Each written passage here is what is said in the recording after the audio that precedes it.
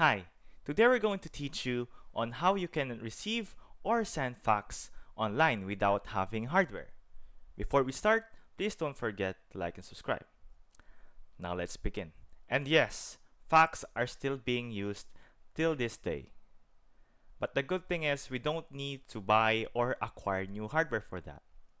All we need is a platform for us to send and receive faxes and the ability for us to receive the fax or to send it back. We will recommend this website in order for you to send or to receive fax or faxes. The only need the only thing that you need to do is to follow the instructions here. Attach a doc or a PDF wherein it will be scanned.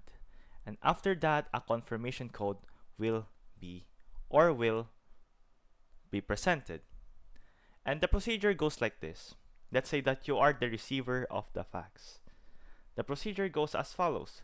You need to receive the fax, you need to scan it or to save it on your device, you need to print it, and after printing it, you can either sign it digitally or physically.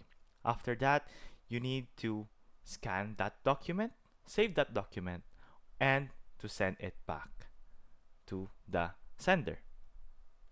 And we recommend this website for that.